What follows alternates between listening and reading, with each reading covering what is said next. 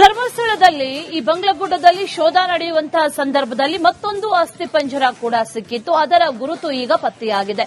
ಬಂಗ್ಲಗುಡ್ಡ ನೆಲದ ಮೇಲೆ ಪತ್ತೆಯಾದಂತಹ ಈ ಅಸ್ಥಿಪಂಜರದ ಬಳಿ ಡ್ರೈವಿಂಗ್ ಲೈಸೆನ್ಸ್ ಕೂಡ ಸಿಕ್ಕಿತ್ತು. ಆ ಡ್ರೈವಿಂಗ್ ಲೈಸೆನ್ಸ್ನಲ್ಲಿ ತುಮಕೂರು ಜಿಲ್ಲೆಯ ಗುಬ್ಬಿ ಮೂಲದ ವ್ಯಕ್ತಿಯ ಹೆಸರಿತ್ತು. ಆತ ಯಾರು ಅಂತ ನೋಡೋಣ ಬನ್ನಿ.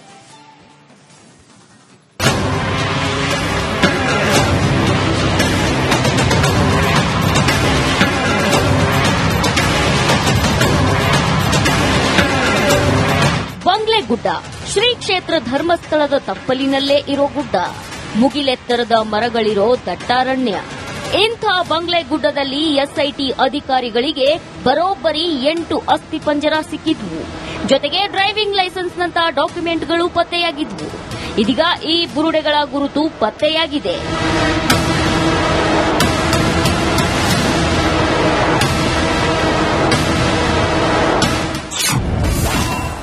ಬಂಗ್ಲೆಗುಡ್ಡದ ಮತ್ತೊಂದು ತಲೆಬುರುಡೆ ಗುರುತು ಪತ್ತೆ.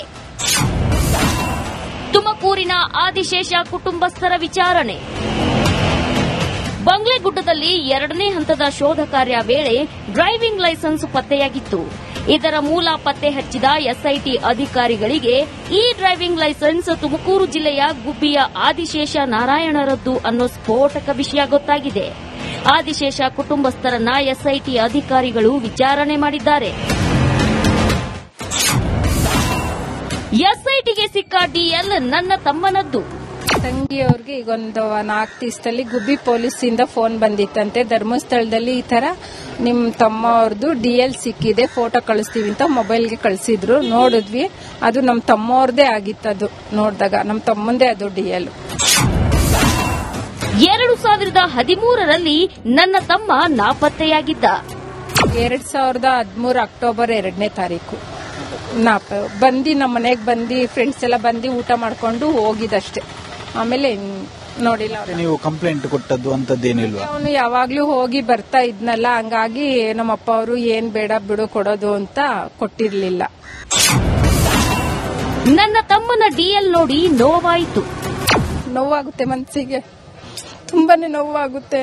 ಆ ಡಿಎಲ್ ನೋಡಿದ್ರೆ ಅದಾಗದೆ ಇರ್ಲಿ ಅಂತ ಮಂಜುನಾಥನ ಬೇಡ್ಕೊಂತೀವಿ. ಚೆನ್ನಾಗಿರ್ಲಿ, ನನ್ನ ತಮ್ಮ ಎಲ್ಲೇ ಇರ್ಲಿ ಚೆನ್ನಾಗಿರ್ಲಿ ಅಂತ ನಾವು ಬೇಡ್ಕೊಂತೀವಿ. ಪಾಪ ನಮ್ಮ ತಾಯಿಯವರು ಅವನಿಗಾಗಿ ಕಾಯ್ತಾ ಇದ್ದಾರೆ.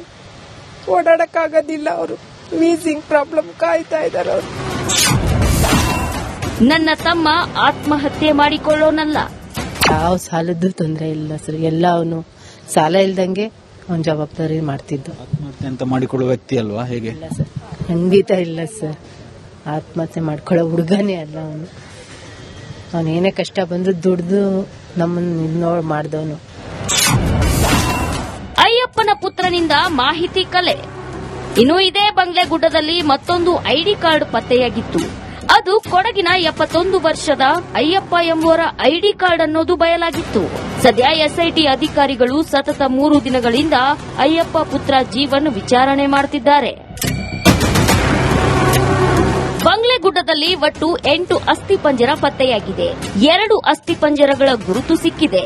ಆದ್ರೆ ಇದು ಆತ್ಮಹತ್ಯೆನಾ ಅಥವಾ ಇವರ ಸಾವಿನ ಹಿಂದೆ ಬೇರೆ ಏನಾದ್ರೂ ಇದೆಯಾ ಅಂತ ತನಿಖೆಯಿಂದಲೇ ಬಯಲಾಗಬೇಕು. ದಿನೇಶ್ ಕಾಶಿಪಟ್ನ, ರಿಪಬ್ಲಿಕ್ ಕನ್ನಡ, ಮಂಗಳೂರು. ಈ ಬುರುಡೆ ಗ್ಯಾಂಗ್ನ ಒಂದೊಂದೇ ಷಡ್ಯಂತ್ರಗಳು ಬಯಲಾಗ್ತಾ ಇದೆ. ಚಿನ್ನಯ್ಯಗೆ ಲಕ್ಷ ಹಣವನ್ನ ಕೊಟ್ಟು ದೊಡ್ಡದೊಂದು ಷಡ್ಯಂತ್ರ ಮಾಡಿರುವಂತಹ ಅನುಮಾನ ಈಗ ಶುರುವಾಗಿದೆ. ಅದೇ ಕಾರಣಕ್ಕೆ ಯಾರ್ಯಾರು ಹಣ ಕಳಿಸಿದ್ರು ಅವ್ರಿಗೆಲ್ಲರಿಗೂ ಕೂಡ ನೋಟಿಸ್ ಕೊಟ್ಟು ಈಗ ವಿಚಾರಣೆಯನ್ನ ಕೂಡ ಮಾಡಲಾಗ್ತಾ ಇದೆ. ಅದಕ್ಕೆ ಸಂಬಂಧಪಟ್ಟಂತಹ ವರದಿಯೊಂದಿದೆ, ನೋಡ್ಕೊಂಡ್ಬನ್ನಿ.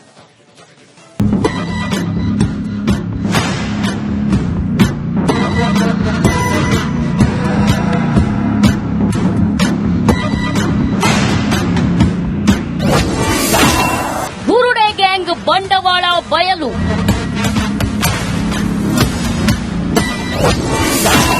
ಚಿನ್ನಯ್ಯಗೆ ಲಕ್ಷ ಹಣ ಸಂದಾಯ.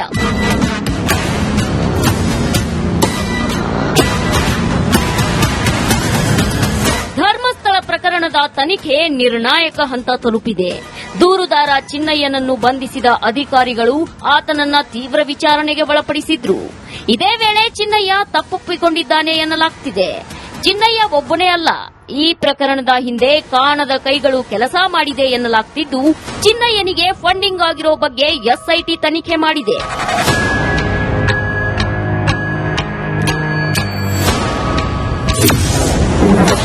ಚಿನ್ನಯ್ಯನಿಗೆ ಹಂತ ಹಂತವಾಗಿ 3 ಲಕ್ಷದವರೆಗೆ ವರ್ಗಾವಣೆ ಮಾಡಲಾಗಿದೆಯಂತೆ. ಫೋನ್ ಪೇ, ಆನ್ಲೈನ್ ಮೂಲಕವೂ ಫಂಡ್ ಟ್ರಾನ್ಸ್ಫರ್ ಆಗಿದೆಯಂತೆ.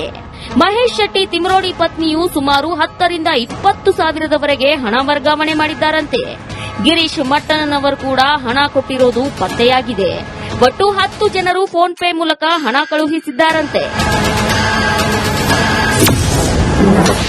ಹಣ ಕೊಟ್ಟವರಿಂದಲೂ ತಪ್ಪೊಪ್ಪಿಗೆ ಹೇಳಿಕೆ.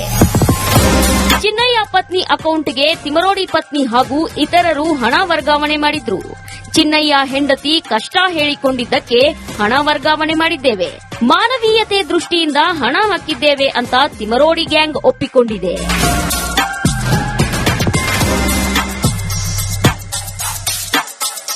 Bureau report, Republic Kannada.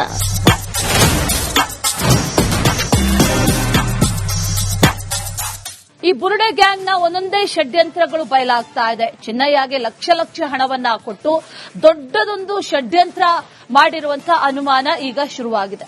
ಅದೇ ಕಾರಣಕ್ಕೆ ಯಾರ್ಯಾರು ಹಣ ಕಳಿಸಿದ್ರು ಅವ್ರಿಗೆಲ್ಲರಿಗೂ ಕೂಡ ನೋಟಿಸ್ ಕೊಟ್ಟು ಈಗ ವಿಚಾರಣೆಯನ್ನ ಕೂಡ ಮಾಡಲಾಗ್ತಾ ಇದೆ. ಅದಕ್ಕೆ ಸಂಬಂಧಪಟ್ಟಂತಹ ವರದಿಯೊಂದಿದೆ, ನೋಡ್ಕೊಂಬನ್ನಿ.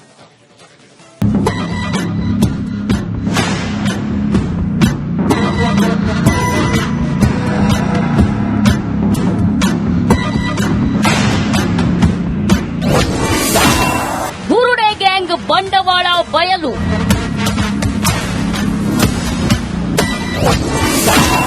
ಚಿನ್ನಯ್ಯಗೆ ಲಕ್ಷ ಲಕ್ಷ ಹಣ ಸಂದಾಯ.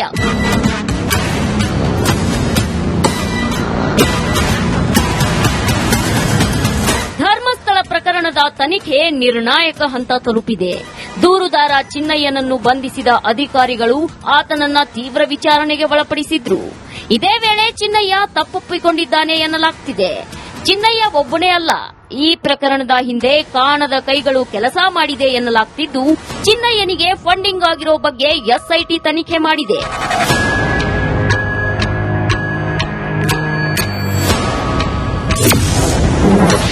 ಚಿನ್ನಯ್ಯನಿಗೆ ಹಂತ ಹಂತವಾಗಿ 3 ಲಕ್ಷದವರೆಗೆ ವರ್ಗಾವಣೆ ಮಾಡಲಾಗಿದೆಯಂತೆ. ಫೋನ್ ಪೇ, ಆನ್ಲೈನ್ ಮೂಲಕವೂ ಫಂಡ್ ಟ್ರಾನ್ಸ್ಫರ್ ಆಗಿದೆಯಂತೆ. ಮಹೇಶ್ ಶೆಟ್ಟಿ ತಿಮರೋಡಿ ಪತ್ನಿಯು ಸುಮಾರು 10 ರಿಂದ 20 ಸಾವಿರದವರೆಗೆ ಹಣ ವರ್ಗಾವಣೆ ಮಾಡಿದ್ದಾರಂತೆ. ಗಿರೀಶ್ ಮಟ್ಟಣ್ಣನವರು ಕೂಡ ಹಣ ಕೊಟ್ಟಿರೋದು ಪತ್ತೆಯಾಗಿದೆ. ಒಟ್ಟು 10 ಜನರು ಫೋನ್ ಪೇ ಮೂಲಕ ಹಣ ಕಳುಹಿಸಿದ್ದಾರಂತೆ. ಹಣ ಕೊಟ್ಟವರಿಂದಲೂ ತಪ್ಪೊಪ್ಪಿಗೆ ಹೇಳಿಕೆ. ಚಿನ್ನಯ್ಯ ಪತ್ನಿ ಅಕೌಂಟ್ಗೆ ತಿಮರೋಡಿ ಪತ್ನಿ ಹಾಗೂ ಇತರರು ಹಣ ವರ್ಗಾವಣೆ ಮಾಡಿದ್ರು. ಚಿನ್ನಯ್ಯ ಹೆಂಡತಿ ಕಷ್ಟ ಹೇಳಿಕೊಂಡಿದ್ದಕ್ಕೆ ಹಣ ವರ್ಗಾವಣೆ ಮಾಡಿದ್ದೇವೆ, ಮಾನವೀಯತೆ ದೃಷ್ಟಿಯಿಂದ ಹಣ ಹಾಕಿದ್ದೇವೆ ಅಂತ ತಿಮರೋಡಿ ಗ್ಯಾಂಗ್ ಒಪ್ಪಿಕೊಂಡಿದೆ.